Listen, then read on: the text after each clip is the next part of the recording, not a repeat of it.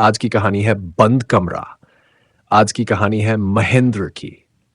एक युवा लेखक जो नई सोच और अनोखे विचारों के लिए जाना जाता था। वह शहर की भीड़-भाड़ से दूर एक शांत जगह पर बैठकर अपनी अगली किताब लिखना चाहता था। एक दिन उसने पहाड़ियों के पास बसे एक पुराने गांव में एक सुनसान हवेली किराए पर ली, जो बरसों से खाली पड़ी थी। गांव वालों ने उसे चिताया, महेंद्र जी, वो हवेली ठीक नहीं है। कई लोग वहां अजीब चीजें महसूस कर चुके हैं। लेकिन महेंद्र ने हंसते हुए जवाब दिया, भूत वूत सिर्फ कहानियों में होते हैं, असली डर तो इंसान के अंदर होता है। पहला हफ्ता ठीक गुजरा, लेकिन जैसे जैसे रातें बढ़ने लगीं, हवेली की खामोशी डरावनी लगने लगी। कभी दरवाजे अपने आप खुल जाते, कभी किसी के चलने की आहट आती। और हवेली में एक कमरा था जो हमेशा बंद रहता, जंग लगा ताला, मोटी चेन और उस पर धूल की मोटी परत।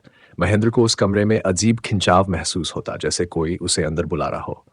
एक रात अचानक तेज हवा चली और बिजली चली गई। अंधेरा घना हो गया। उसी समय उस बंद कमरे से धीमी धीमी सरसराहट की आवाजें आने लगीं।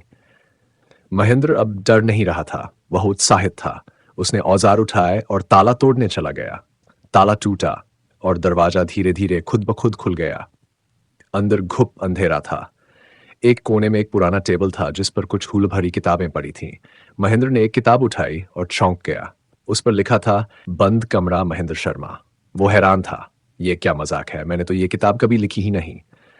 उसने जैसे जैसे पन्ने पलटे, उसमें पिछले कई दिनों की घटनाएं वैसी ही दर्ज थीं जैसे कि घटी थी। तारीख, समय, मौसम और हर भाव, हर डर।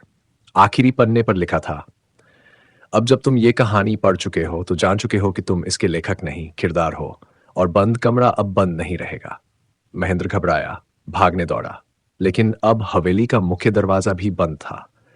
वो चिल्लाया, खिड़कियां पीटी, मगर हवेली खामोश थी। अगली सुबह गांव वाले हवेली के पास आए क्योंकि खिड़की से धुआं निकल रहा था। जब दरवाजा खोला गया, महेंद्र वहां नहीं था। सिर्फ एक किताब टेबल पर रखी थी। नाम था बंद कमरा, महेंद्र शर्मा।